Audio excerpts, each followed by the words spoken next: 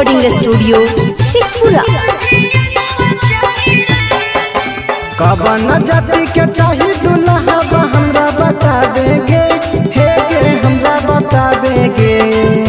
कवन जाति के चाही दुल्हा हमरा बता देगे, हे गे हमरा बता देगे।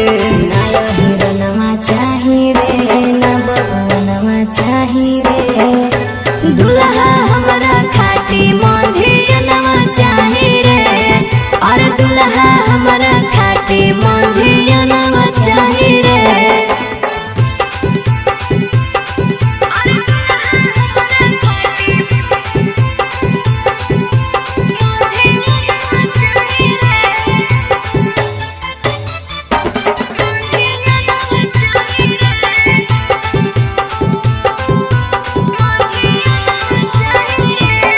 आगे ऐसन कौची खास हा कौ माझी जी में छौड़ी करो ही जे ये ताना पसंद।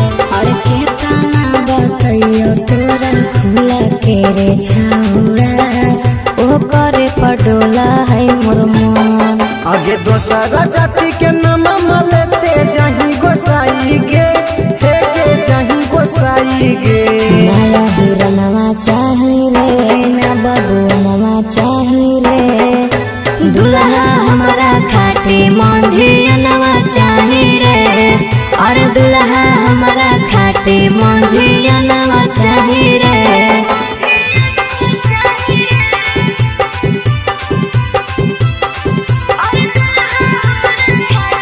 बिना रिकॉर्डिंग स्टूडियो शेखपुरा।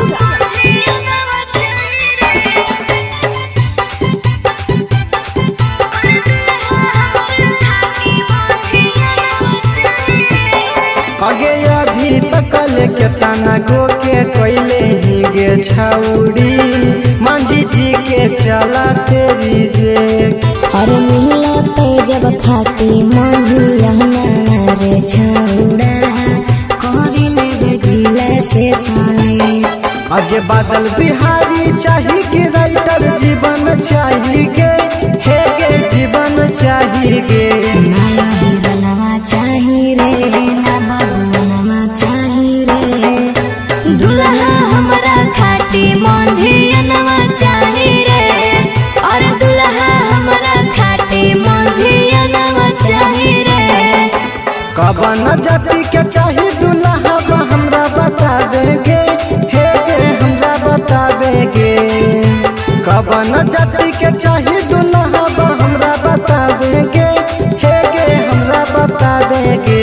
नया हिरनवा चाही रे, ना बबुआ चाही रे, दुल्हा हमरा खाटी मोंझियनवा चाही रे, और दुल्हा हमरा खाटी मोंझियनवा चाही रे।